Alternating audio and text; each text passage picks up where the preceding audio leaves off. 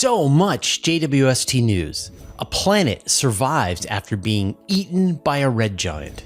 Euclid launches and gravitationally lensing gravitational waves. All this and more in this week's Space Bites.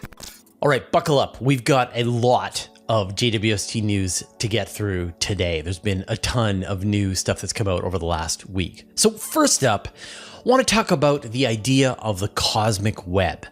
And this is the large scale structure of the universe. At the largest scales, like when you look out and zoom out and out and out from the universe, the final structure that you're going to see is these walls and threads and chains of galaxy clusters that are clumped together. And then those are surrounded by these gigantic voids that have opened up in between these groups of galaxy clusters. And these are just the result of gravity pulling matter together and also the expansion of the universe opening up these voids. And over time, like if you just looked forward into the universe billions and billions of years from now, the voids will be bigger, the clumps will be clumpier, and that is sort of like the final shape that you're going to see the universe take. And so if you rewind the clock back and you look back into time, then you will see the voids getting smaller. You will see what are now like this cosmic web become more and more diffuse as the galaxies are, they're on their way to being pulled together. And the question is like, when can you first see this structure? Because it's formed because there were overdensities in the cosmic microwave background radiation. You had parts that were more dense, parts that were less dense. And then over time, as gravity pulled material together, as the expansion continued, you got more and more of this structure starting to form. Well, astronomers have used JWST to look back in time right close to the beginning of the universe, just 830 million years after the Big Bang, and they saw the first beginnings of the cosmic web starting to form. Now, it's not much. You've got sort of on one end this quasar that is anchoring pieces of the cosmic web, and then you've got about a dozen galaxies that are lining up, getting pulled into this sort of structure. And this is the kind of thing that billions of years later would be the heart of a massive galaxy cluster with more and more galaxies forming together and more of these lining up. But it's amazing that these structures are already being resolved by JWST. And this is what you would expect to see. Like, we know that there are these overdensities in the cosmic microwave background, and we see the cosmic web today, and you would assume that there would just be these building blocks over time as this larger structure came together. Supernovae are pumping out dust. We know that galaxies have a surprising amount of dust in them. In fact, you are living on that dust right now, and that's planet Earth. The planet is the result of previous generations of stars that lived and died and poured out heavier and heavier elements. These turned into molecules, they collected together, and they formed the nuggets of planets and other objects in the universe. As Carl Sagan says, we're made of stardust. But where does all this dust come from? I mean, there's lots of candidates. You've got quasars, supermassive black holes that are actively feeding and have just intense conditions around them.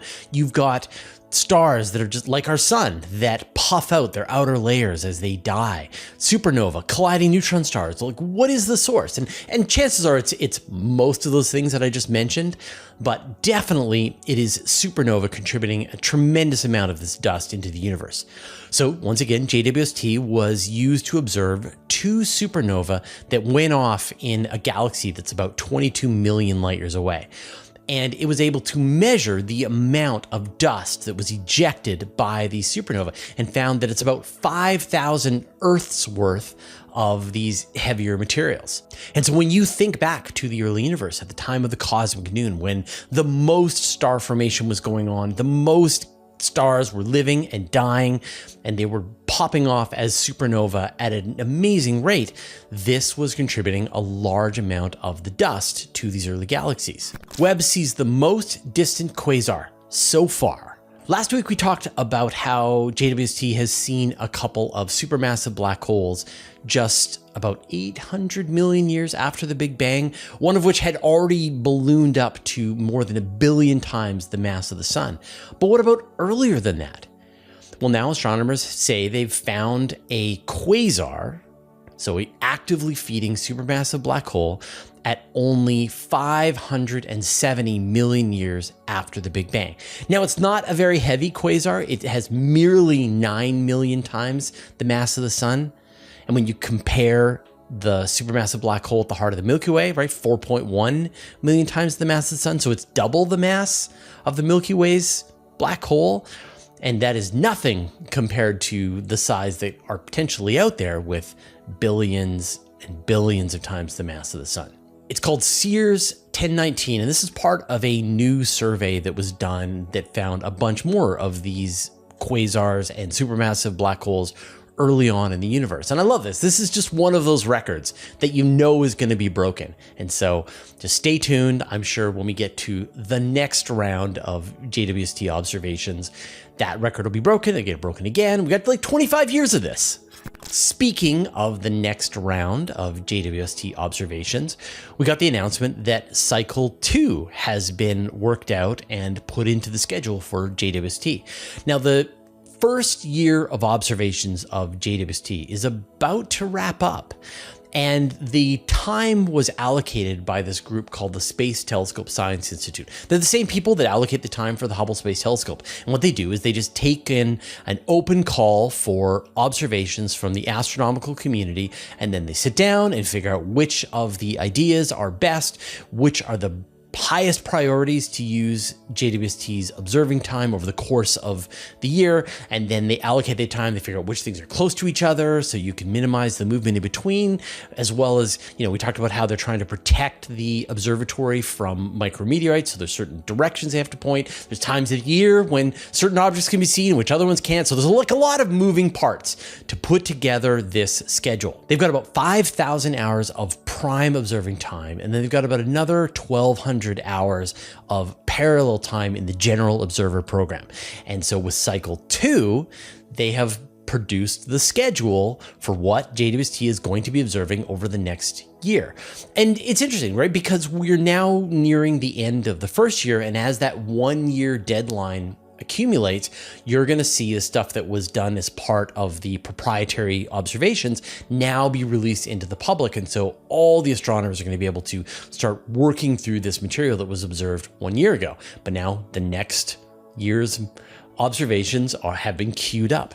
So I just want to give you a couple of highlights. Like, there's hundreds of them in here. You know, some are just a dozen hours of observing time. Some are 600 hours of observing time. So there's a lot going on. A couple of themes that we see is observations of hot planets. So you've got observations of hot Jupiters that are orbiting really close to their parent star, as well as irradiated rocky planets that are orbiting around red dwarf stars, but again, too close. And like, obviously one of the big questions is, how do you get these giant planets getting so close to their stars? How did they migrate? Why don't we have them here in the solar system? There's 615 hours they're going to be going to study the distance and composition of 60,000 individual galaxies. And obviously these are the kinds of surveys that you do to try and figure out the large scale structure of the universe, try to answer questions about dark energy, dark matter. And so you can feed those data in with the kinds of observations that Vera Rubin's going to make, that Nancy Grace Roman is going to make, that Euclid is going to make. And so you've got this much better map of the universe, both at the largest scales across huge swaths of the universe, but also really detailed surveys of merely 60,000 galaxies, like what JWST is going to do. There's going to be more observations here in the solar system. There's going to be a few dozen hours planned to observe the atmosphere of Jupiter. And this, you know, we got some initial pictures of Jupiter, but because JWST is an infrared instrument, this is the perfect kind of machine to be able to look through and try and sort of unravel the layers of Jupiter's atmosphere and give us a sense of how you get these amazing weather patterns on the surface of the planet. So I'm just giving you a highlight. I'm sure if I went through every week, I would find stuff that I find fascinating and I have questions about, but we will watch together as the results unfold. Euclid launches. Last week, we talked about the European Space Agency's Euclid mission was about to launch and how it's going to work with other telescopes to build this amazing map of the universe. Well, it launched. It blasted off on a SpaceX Falcon 9 rocket and successfully deployed into low Earth orbit. And now it's got about 2 weeks of being checked out. It's got to deploy its sun shield, its various instruments. It's got to pass a bunch of tests, and then it's going to make an insertion flight to the L2 Lagrange point, where it will join JWST and Gaia to be able to observe the universe from this position that is far away from the Earth, that it's able to block the light of the sun, the moon, and the Earth from its observations, and be able to start mapping out the universe. And remember, it's equipped with 2 instruments, right? One which will allow it to measure the shape of galaxies, see their spirals, but also see how they're being distorted by gravity. And then it will be able to measure the spectra, be able to determine what those galaxies are made out of and try and help measure their distance, how fast they're moving away from us, and to be able to use those 2 measurements to be able to figure out how much of an influence dark matter and dark energy are having on these galaxies. Every week, we do a vote here on our channels. You can tell us which of the stories was most exciting to you. And last week, the winning vote was for the gravitational wave background measurement, which is, that's not surprising. I mean, I think a lot of people were anticipating this news was going to come out. It came out. It's exciting. So hopefully we'll find out the repercussions of this over the coming years. So we'll post a new vote soon to the community tab on YouTube, where you can see the next vote for this week's stories. Now you have to be subscribed to the channel, I think, to be able to get these posts come through. So if you haven't already, make sure you subscribe to our YouTube channel. Using gravitational waves to find dark matter. So last week we talked about how astronomers have used pulsars to detect the background gravitational wave signature of the universe. But could we use gravitational waves to detect dark matter? In theory, I mean, if dark matter is actually matter and not just some kind of modified gravity, then when matter is moving through the universe, you would expect it to release some kind of gravitational wave. But also, as gravitational waves push through dark matter, they're going to be influenced and affected and potentially gravitationally lensed by that dark matter. So astronomers have proposed that the next generation of gravitational wave instruments could be able to detect dark matter. It's a very specific type of dark matter they're looking for, called ultra heavy dark matter. So this is like well onto the dark matter is a particle side of the spectrum, and a very heavy particle. So 2 possible instruments. You've got the Einstein telescope, which will have 10-kilometer long arms, and then there's the Cosmic Explorer, which would have 40-kilometer long arms.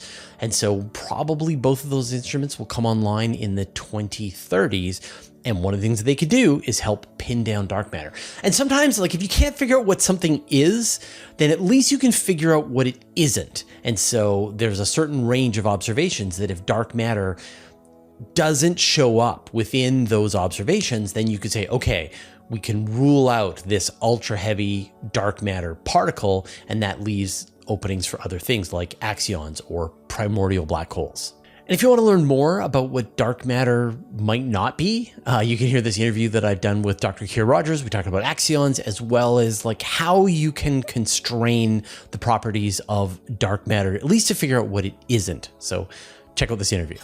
Gravitationally lensed gravitational waves. One of the questions I get a lot on the channel is whether gravitational waves could be gravitationally lensed. And think about how we get these gravitational lenses coming from light. Light is passing near gigantic gravity wells like galaxy clusters, things like that. And the path that the light takes is warped. And it's warped in such a way that astronomers can then measure the mass of the object that is warping the light. And in certain instances, you get the situation where you've got some object that is behind a gravitational lens, and the light takes multiple pathways around the object. And so you can get, say, the same supernova be seen 3 or 4 times at different times. Like you see the supernova go off once, and then you wait a couple of months and you see it go off again, and then again, and then again, because the light is taking this longer pathway. So would this work with gravitational waves? And the answer is yes. And in fact, it'll work better, because one of the problems with gravitational lenses for light is that the light interacts with the matter of the gravitational lens. And so you're going to get it be scattered, you're going to get it be blocked, absorbed. And so you've got this distortion of the light that is really hard to kind of separate from the gravitational lens effect. So when you've got this gravitational wave that's passing through the gravitational lens, they're not going to be absorbed, they're not going to be reflected, not going to be scattered. They're just going to only be affected lens by the gravity of the lens. Now, we don't have a lot of gravitational wave observations so far, like it's in the dozens, but with the current observing run, as well as the next generation detectors, we're going to move into the hundreds, thousands, tens of thousands of gravitational wave detections. And so if the number of those is similar to the number of normal gravitational lenses, we should see about 1% of these objects through a gravitational lens. That gives us a really amazing way to measure the expansion of the universe, because what you get is you get this gravitational wave. Man, it's hard to keep this all straight. You have this gravitational wave that is passing the gravitational lens, and it's going to take different pathways around the lens. And so you're going to see multiple events of the black holes colliding with each other. You know the energy of the collision, you know the time that it took to get to us. It gives us this way to measure the expansion rate of the universe with more precision than almost any other method that we have today. And so we could get to this place where we are detecting all of these gravitationally lensed gravitational waves, and they are giving us this precise way to measure the expansion rate of the universe and help us resolve the Hubble tension, the crisis in cosmology. It's a pretty great idea. We just need more observations and more gravitational wave detectors. Now, you probably know that we've reached the summer hiatus point of our channel, but what that really means is that we're not doing any of the live shows right now until September. So Astronomy Cast, as well as the question show that I do every week. But we have an enormous number of question shows in the can that you can come and check out. We've got a playlist there. And in fact, we've got a bunch of surprise fun planned over the course of this summer. So while we won't necessarily be doing the live shows, there's going to be a lot of other really interesting stuff coming online over the course of our summer hiatus. So stay tuned for that. A planet survived being eaten by a star. Astronomers found a planet orbiting around a star that has left the red giant phase of its evolution. So it was a main sequence star. It then expanded up as a red giant, and now it's on the other side of that where it's gotten significantly smaller. The planet is orbiting about half the distance from the Earth to the Sun. And here's the mystery. When the star was at the red giant phase of its evolution, it should have been about 1.5 times the orbit from the Earth to the Sun. So 3 times farther than the current orbit of this planet. So as the star was expanding up as a red giant, it engulfed the planet. And then as it finished the red giant phase and got smaller again, it revealed the planet. Like, the expectation is that when this happens, the planet gets destroyed, or the planet has friction as it's orbiting around inside the star, and it eventually just spirals inward and crashes into the core of the star.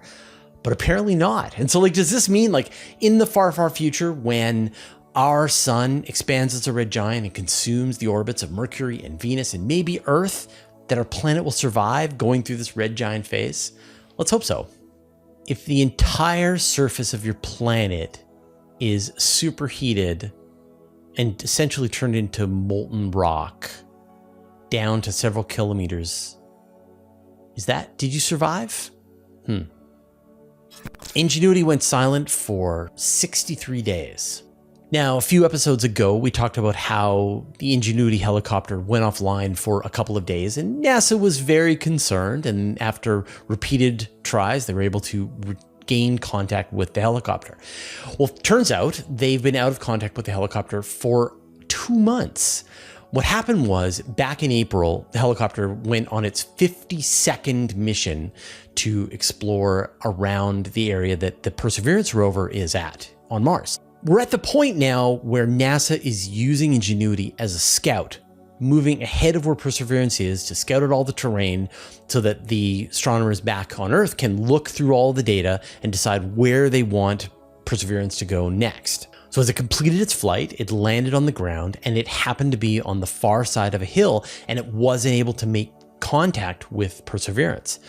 So Perseverance had some additional work to do in the area that it was at, and finally, after 63 days, it crested the hill, made contact again with Ingenuity, was able to restore communications, and then they're back in operation.